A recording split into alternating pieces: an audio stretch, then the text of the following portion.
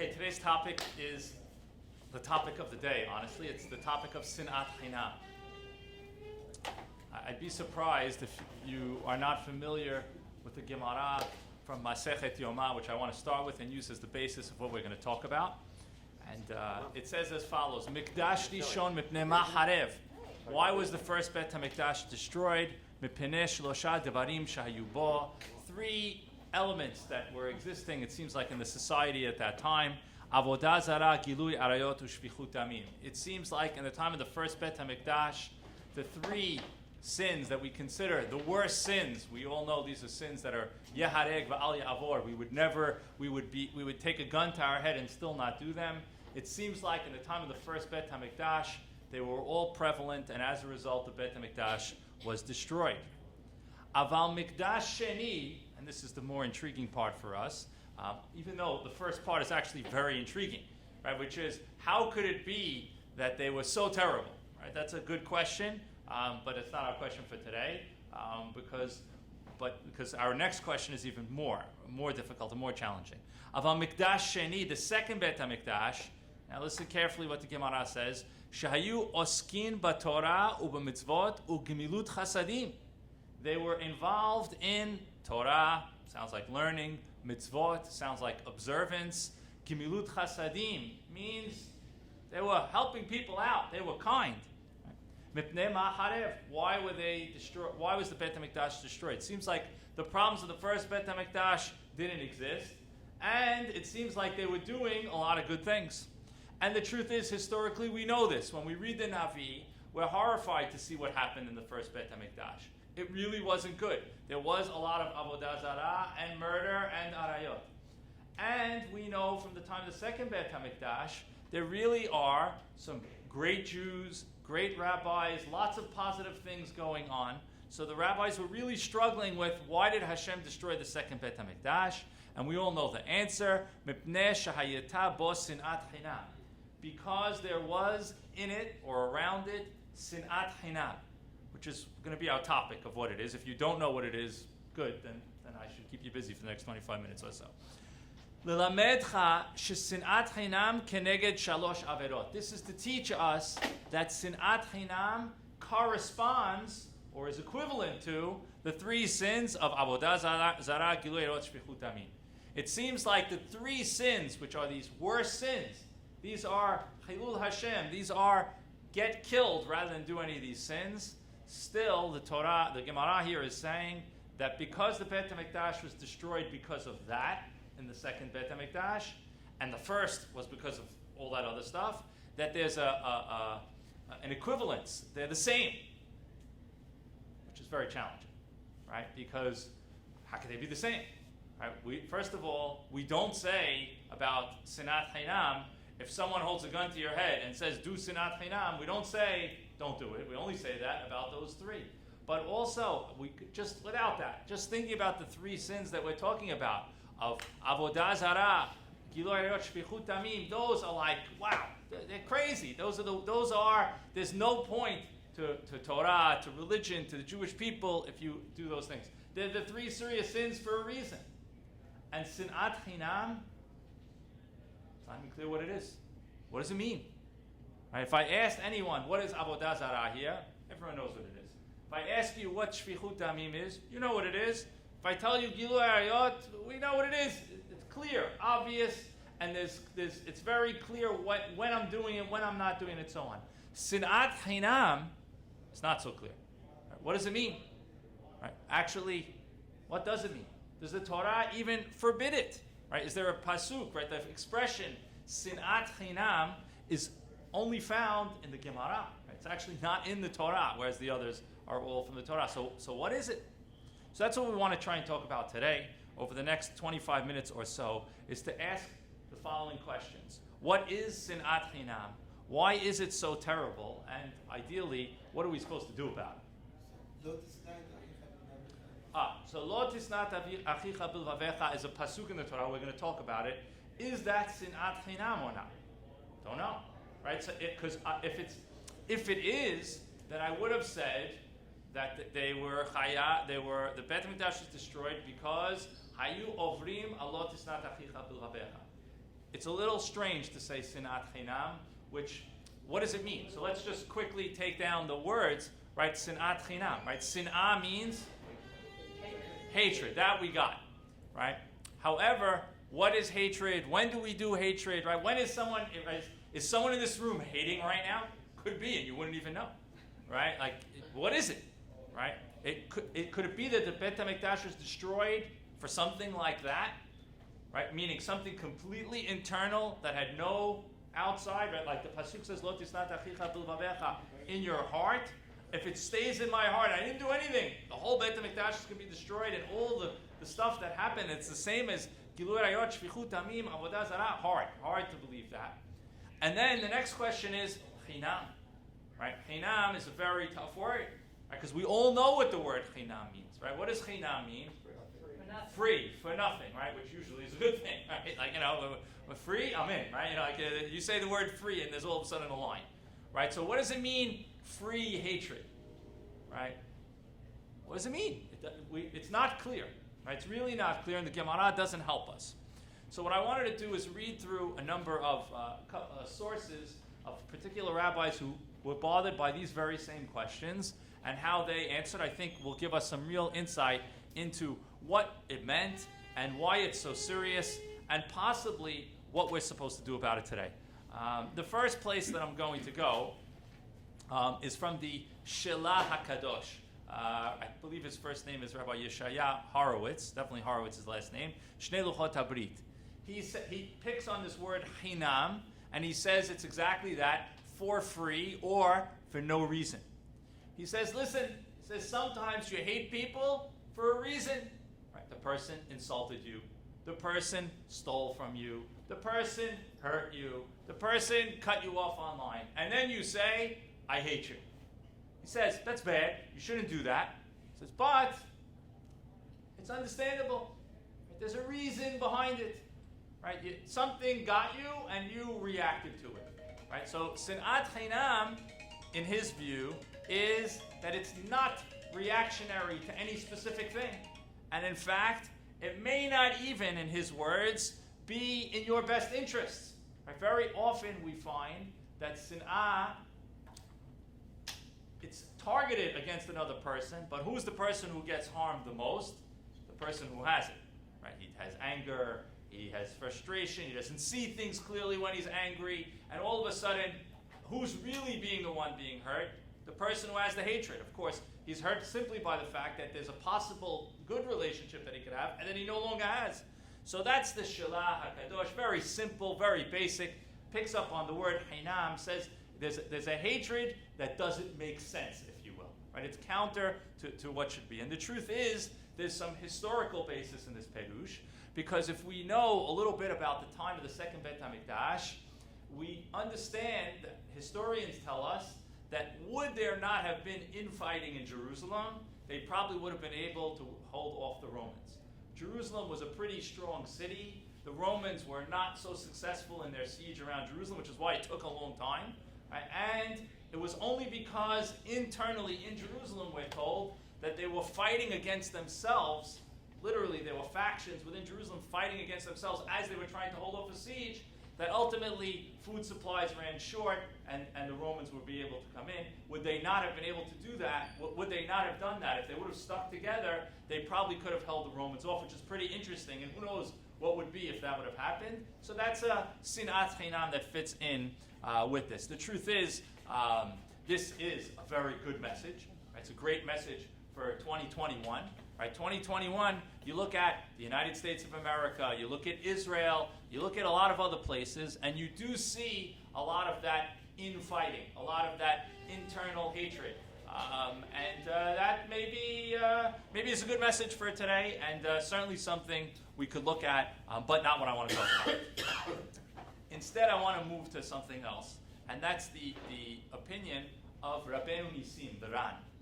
An early Rishon or middle Rishon, and he is bothered by the idea that the three serious averot could be compared to the Sinat Hinam.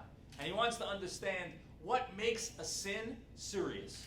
When is a sin so terrible that we'll say it's like this? And he says three criteria could make a sin very bad. The first is obvious, right? The first is the results. If the results of the sin are terrible, well, then that's very serious. And that certainly fits for avodah zarah, gilui arayot, shfichut damim. Right? The results of murder, obvious, right? A person is down. Right? The results of shfichut damim, right? There's a certain relationship that's terrible, and of course, it could create terrible things as well. So that's easy to see. And avodah zarah, basically, Hashem's here, and you're saying I'm going that way, right? So easy to see why those are serious. He says, but that's not the only thing that makes a sin serious. He says another type of sin that's very, very serious and fits into this category is something that a person will stumble on consistently. He says, even if there's a small matter, he says, but if it's a consistent problem, it becomes a habit, and then it's really problematic and hard to get rid of. And the last thing, which is a little bit close to what the Shalah said, is where the sin is, there's no excuse for it. It's not a natural thing. There's no reason to do it. If any of those three things apply, he says that is very serious. And he says that sinat hinam at least fits into the last two, and sometimes even the first one. He really picks on this point about the idea of us stumbling on something consistently. He asks a great question. He says, let's say a person is sick, deathly ill, and he is told by the doctors he needs to have a piece of meat in order to survive. And this so happens to be, it's Shabbat.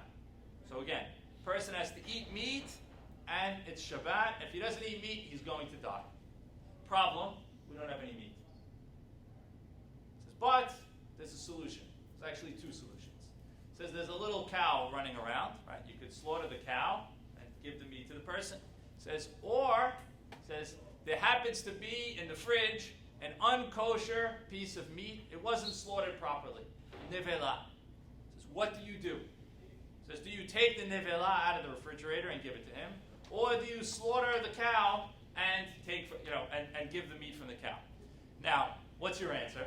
Right, the answer should be take the nevela. Why? Because slaughtering the cow, what's the problem with slaughtering the cow? It's Shabbat. You can't slaughter a cow on Shabbat. What's the punishment for slaughtering a cow on Shabbat? Stoning. Could be sikila. If you do it the right way or the wrong way, you fit the right criteria, it's very serious. Whereas eating an unkosher piece of meat, unslaughtered but not slaughtered the right way, it's only malkut. So you might think to say that you should eat the nevela because it's there. You're violating anyway. Violate the lesser sin. Says the Ran, no. And he says, why? He says, because when I eat nevela, he says, every little bit I eat is a sin. Or every kizayat that I eat is a sin. He says, whereas when I slaughter something, it's 1 second and it's over and done. And what he seems to be saying, which is consistent with what he's saying here, is we have to be careful for sins that are not momentary, that are ongoing, that are habit-forming, that become a part of us. Those sins are worse. Right? It's crazy to say, right? But when you shoot someone, right, it takes a second. Right? It's very bad. You can't do it. It's all the things that we said. Gun to your head, you don't do it. But in his view, it's equal, and he's working off the Gemara, if I have a lesser sin, I lie, I steal, I cheat. It's not killing the person, but if it's ongoing, if I do a little bit, it becomes who I am, and then the equivalence takes form. And so therefore, according to the Ran, this is the problem of what happened in Sinat Hinam in the Beit HaMikdash. Whatever it was, and he doesn't define what it was, we're going to see some definitions in a minute. He says whatever it was, the issue wasn't that it was as bad as avodah zarah or gilui arayot or shfichut damim, but those things happened once in a while, whereas sinat hinam was ongoing, was consistent, and never stopped. It became a habit. It became who the people were. Now let's bring Rabbeinu Yonah. Rabbeinu Yonah, another Rishon, quotes Edward's pasuk. He says, "Sinat chinam has to be lo tisnat achicha bilvavecha." He says, and therefore, what does it mean? He says, this sin, and I'm paraphrasing, is the opposite of V'ahavta l'reacha kamocha. And we have to think about what that means to be the opposite of V'ahavta l'reacha kamocha. What's the mitzvah of V'ahavta l'reacha kamocha? Everyone knows it. Very famous. Very important. Right? But what is it? Did you do it? Is anyone doing it in this room right now? It's a funny mitzvah because it doesn't really have a clear prescription. And in fact, some of the Chachamim explain that V'ahavta l'reacha kamocha isn't exactly a typical mitzvah. It's what you would call a root mitzvah. It's something that if you develop within yourself, you're going to end up doing 100 mitzvot. Right? Because if I have V'ahavta l'reacha kamocha, if I love my neighbor like myself, I won't steal from the person because how can I steal? I wouldn't want to be stolen from. Right? Someone's sick. I'm going to go see how they're doing because I would want to be visited. Right? Someone needs clothing. Let me give him the shirt off my back because basically it's like my back because I care about him. Right? And so on and so forth. V'ahavta l'reacha kamocha is a mitzvah, say the Chachamim, that's a root mitzvah. If you keep that, you end up keeping hundreds, maybe more, of the mitzvot. According to one opinion, you keep the majority of the Torah. In fact, that's why there's the very famous statement of Rabbi Akiva, who says, V'ahavta l'reacha kamocha, zehu klal gadol b'Torah. By doing that mitzvah, I've done the majority of the mitzvot. If I can keep that because it's a root mitzvah. Says Rabbeinu Yonah, so is Sinat Hinam. Says Sinat Hinam, lo tisnat achicha b'levavecha, it's not one thing, it's all the things. It's if I hate the other person, then what am I going to end up doing? I'm going to steal, I'm going to cheat, I'm going to insult, I'm going to lie. He needs help, I'm not going to help. Right? I'm driving down the highway, I see he has a flat tire, I say good, right? And so on and so forth. Lo tisnat achicha b'levavecha. It's in one sin that's embedded in so many others. So when we say 3 against 1, right, meaning the shvichut damim, gilui arayot, avodah zarah, against what doesn't make sense. But when you say 3 against all, right, then all of a sudden it starts to make some more sense. And the Nitziv is very famous for saying that, when we look at sins, there's 2 ways to look at sins. There's sins an individual commits, and there's sins a community commits. It says when you look at sins an individual commits, it's more heavy and more serious and more seriously treated by Hashem, by the Torah, when it's between Ben Adam and Makom.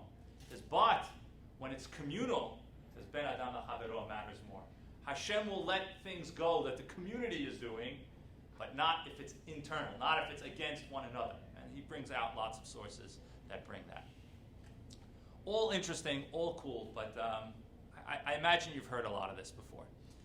What I'd like to bring to you now is a new approach that I saw from Rav Kook, which I found to be really beautiful, really fantastic, and hopefully eye-opening. Rav Kook was a very different type of thinker. We're used to being able to read something and, that's what it means, and so on. Rav Kook, you have to read it a few times to really understand what he's trying to get at. He used a lot of Kabbalah, a lot of symbolism, a lot of depth. It takes a long time to read Rav Kook, so I'm going to paraphrase some of the things that he says. But Rav Kook says as follows. He says, for those not familiar with Rav Kook, he was basically the first chief rabbi of Israel before there was a chief rabbi of Israel. He was in Eretz Yisrael, what is today Medinat Yisrael, really before the state was born. He was an incredible Talmid Chacham, incredibly creative. Learning Rav Kook is not like learning anything else. He has elements of Kabbalah, Halacha, Tanakh, etc., but he just kind of combines it all together in one. He says as follows, when any 2 forces, human, nation, worlds, confront one another, they meet one another, and they recognize that there's a difference. Right? You bump into someone, and you see, I'm wearing white, he's wearing blue. Right? I'm male, she's female. Whatever it is, you see a difference. He says any recognition of difference can lead to, and often does lead to, a suspicion, a distance, and what he would call a hatred. And in his view, unlike what we said before about Sinat Hinam, there being baseless hatred, but then there was like hatred that could be based, there could be a reason for the hatred. He says, no. All sin'ah is sin'at chinam. Chinam means it's off base. He says, according to him, all sin'ah is created by humans. It's a human construct. He says it's not, and it's actually not natural. Let me explain what he meant by not natural. He quotes a pasuk from Amos. It says, Sin'u ra ve'ehavu tov. It says, you should hate bad and love good. He says that's natural for all of us. He says if something is good, you like it. And if something is bad, you don't. The difficulty is identifying. He says we confuse things. When we see something that's not us, it's not part of us, it's not like us, it's very often a human reaction to say it's different than me, it's bad. And once it's bad, I put it in the box of I'm going to hate it, I'm going to be suspicious of it, I'm not going to like it, I'm going to deal with it in a bad way. And he explains that this is the source of all that is wrong and bad in the world. And there's lots of things that play into this. If you haven't read, you should read Rabbi Sachs's book, I believe it's called Not in God's Name, where he spends a great deal of time talking about dualism, where basically there's this great human need, we'll call it, for having an other, for having a foil, for having someone that's different than us that we hate and that we don't like. It's very hard to overcome that. In a totally different realm, a very famous social scientist today, Dan Ariely, maybe you know him, he's an Israeli social scientist. He does a lot of experiments on what makes us do the things that we do. He has a particular interest in an area that's important, should be important to all of us, about honesty and integrity, in particular in academics. He's an academic, he works on a college campus, and he says, what makes people do dishonest things? What makes people cheat? So he has a few different things, but one of the largest factors, he says, is what sweatshirt are you wearing? What does that mean, what sweatshirt are you wearing? Well, kind of that, yes. So he says like this, he says they do experiments in colleges. They have a bunch of students come into a room and they tell them you're going to take a test, right? And they have a plant in the room, right? The plant in the room is one of their colleagues, one of their workers who looks like a student, he's probably a TA or something like that, and they sit him down to take the test also. And he cheats in a very obvious way, right? He takes out his phone, whatever it is, and he gets away with it. And he gets away with it. And they want to see how many people will cheat in that experiment. How many of the others who are part of the experiment will cheat? He says there's different factors. It's interesting. One of the factors that's very significant is if before they took the test, they asked the students to recall the 10 Commandments. Right? If they asked the students to recall the 10 Commandments, the students tended to cheat less. None of the students could actually name the 10 Commandments in order. None, right? And even atheists, professed atheists, cheated less when they were asked to say the 10 Commandments, which is a very interesting thing. It's a factor, not my factor that I'm focusing on. The factor that I am focusing on, which is more powerful, was what sweatshirt is the cheater wearing? The obvious cheater. Well, they did this test in the University of Pittsburgh. If the cheater was wearing a University of Pittsburgh sweatshirt, then the cheating tended to go up. However, if the cheater was wearing a Carnegie Mellon sweatshirt, which is a rival university in the same town, basically Yankees, Red Sox type thing, right, then the cheating goes down a lot. Because the people see, ooh, over there, they cheat. We're not going to do that, right? And it's a very powerful concept. It's a very powerful idea, right, which is that we kind of, when we see something that we identify as an other, we start developing negative feelings towards this. And Rav Kook is basically saying, this is what Sin'at Hinam is.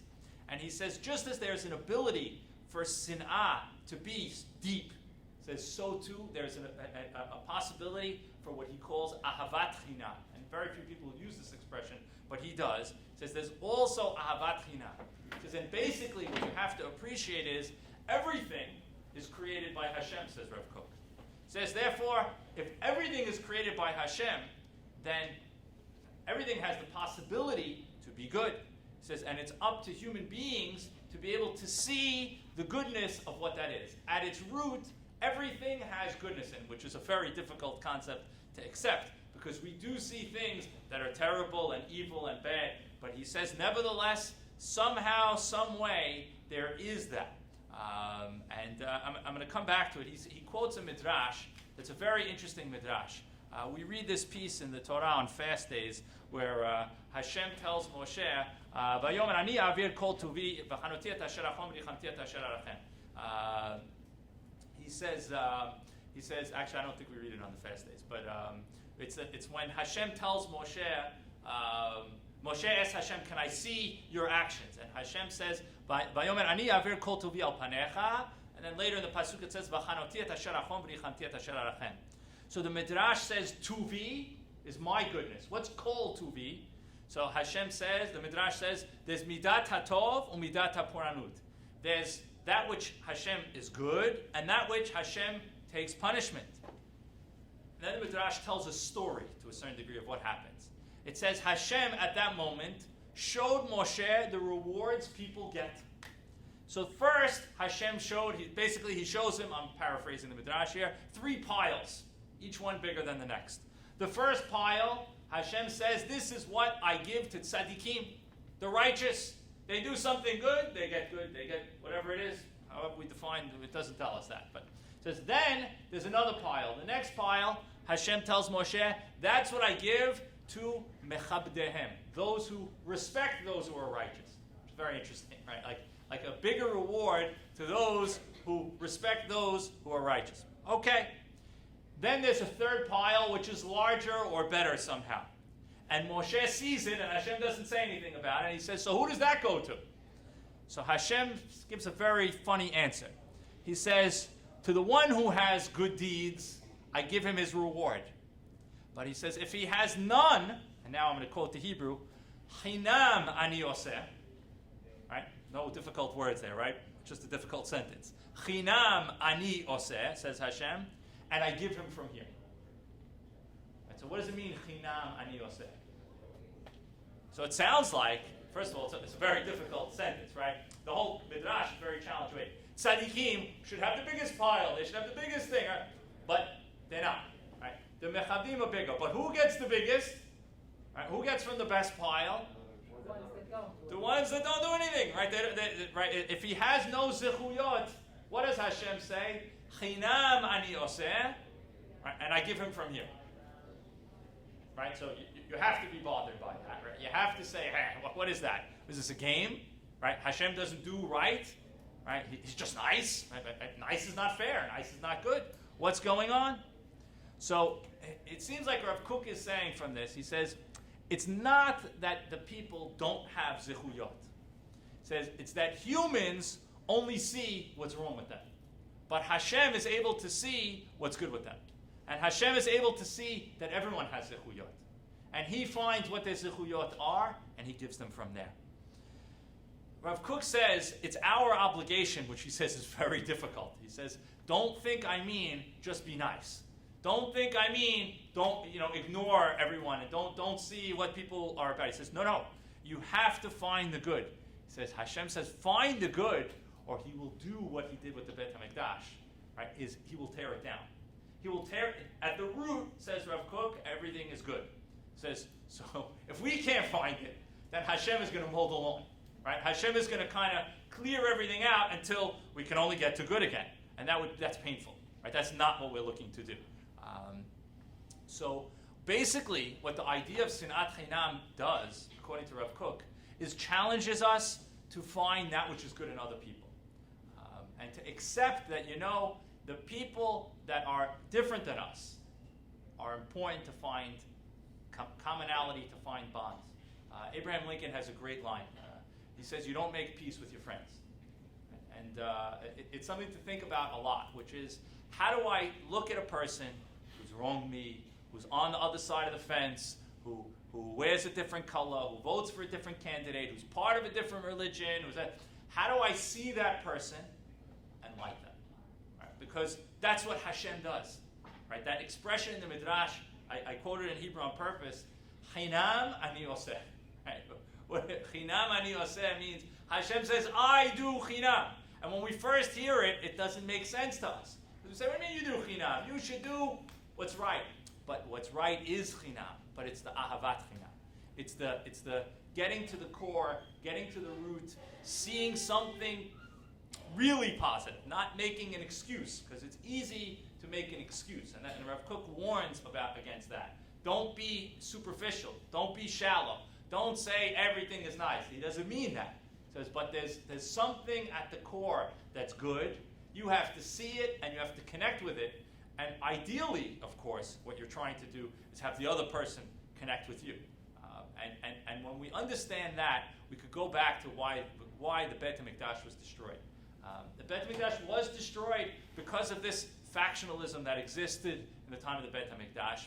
But it wasn't just simply a practical destruction. It was Hashem said, I had enough. Hashem said, listen, this direction that this society is going on, it's not going to bear fruit. It's not going to be helpful. They have a lot of good things going on, right? The Gemara said they had Torah, they had mitzvot, they had gemilut chasadim, but they had too much of sinat chinam. Hashem needs, according to Rav Kook, the ahavat chinam.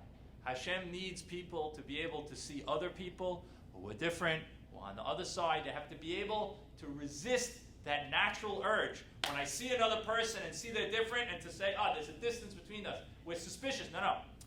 No, the situation is, listen, get past that. That's a human construct. You are both Selem Elohim. You are both created by Hashem. You are both put here for a reason. Hashem, Hinam ani oseh. We have to be like Hashem. We have to do Hinam ani oseh.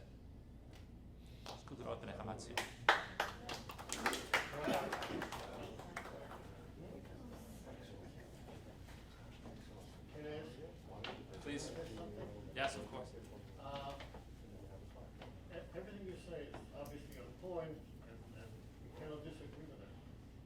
However, I think missing it always in the discussion of Hinam and Sinat Hinam, especially prevalent among us, because I think rabbis are afraid to go there. Anyone who knows how the Beit HaMikdash was destroyed knows that the fighting among Jews was incredible. They were killing each other in Beit HaMikdash, all because each faction had its leader. And most of them had some religious reason, say, that the other one does not interpret things correctly, or is not extreme enough, or is not loving Torah enough, or is not doing enough. And so at the end of the day, I think what we're talking here about, that we are using, in order to grab power, a lot of time, religious argument to further our grab for power. And you can see it today too. You can see it in every Jewish community, in Jewry, because we disagree on the way we want to interpret in the name of Hashem. Interpret what's supposed to do. So basically, I think what it says is you're using my name to hate each other. And that is Hinam. And it's interesting that the Marat talks about Machlokot. There's a most famous house of Machlokot. There's Bet Shammai and Bet Hillel. And the Torah makes a point that in spite of all the Machlokot at that time, they were marrying each other. They had a good relationship with each other. And they say that Bet Hillel halachak mutam, because usually they pointed out at Bet Shammai for scholarship. So I think that using religion to further power of different leaders, hating each other, which we have today in every community within communities, is really what Sinat Hinam is, because that is really against the essence what I suppose God with Torah wanted to achieve, and the abusing that for other purposes. Hard to argue with you, Yossi. Huh? Hard to argue with you, especially when you're right. Yeah, definitely. Yeah. Yes, I saw a question that comes up on Kamsat's story. Yes. That's what's referred to as the story of Sinat Hinam. But it wasn't baseless. He was invited to a party, right? He came to the party. He had every reason to have hatred for the host. So I would say, and I'm just paraphrasing on I'm not paraphrasing, I'm saying what I think the way Rav Kook would view it, given on what we just said, and I haven't seen how he views it, but I think he would say the Gemara picks Kamsa and Bar Kamsa to show you they're really alike, right? Their names are Kamsa and Bar Kamsa, right? They're the same, right? It's like, Joey Dweck with the C-K at the end and Joey Dweck with a K, or something like that, And well, they both want the same thing. They live in the same town. They have the same friends. But what happens? There's something that's a human construct that gets in the way of how they view one another. And look at what the results are, right? They can't find a way. They are suspicious of the other person. They hate the other person, but it's not for a real good reason. You're having a party. Have the other guy too. Have an next guy, have a fourth guy. What difference does it make, right? It wasn't a small party, right? It wasn't 4 people. It was 100 people, let's say. So 101, 102. At the point that Yeah, of course. It's we could always blame the rabbis. It's good, but it's always our fault. We know. We get paid the least, and it's our fault the most. We know. We signed up for that from the beginning. We got that. But I think that story speaks to the same idea of what they were supposed to do was to see in the other person the similarity. What they were supposed to see was he has the need that the other. Why do you invite someone to your party? Because you like them, because they like you, they're your friend. And when this guy showed up, all of a sudden you have this confrontation, which Rav Kook says creates a distance, a suspicion, a hate. You have to find ways to bridge that, and they didn't. Right? They didn't find ways to do that, and I think so. Therefore, it fits the Sinat Hinam description that Rav Kook uses, and I think if you think about it, it applies a lot. How many situations can you find where there was someone that you knew that when you started, you were either suspicious, you didn't like, whatever, but when you got to know them, you realize, oh, look at that, right? And all of a sudden, they could be really good friends. You could be really close with the people. So I think that's what, the experience. And listen, by the way, Rav Kook especially, because he was different and interesting and unique, he had lots of people that talked about him in not such positive ways. But he didn't care.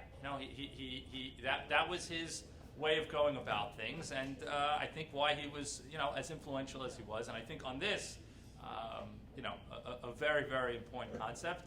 And he's saying is what makes it all worth it. What did Hashem put us here for? Is to not make these mistakes. To not make the human mistake of seeing the other as so different and that's bad. See the other as not so other, as similar to me in some way, and be able to find the goodness in it. Anyway, gotta stop here. They asked me to stop, to vacate the room, so gotta follow the rules.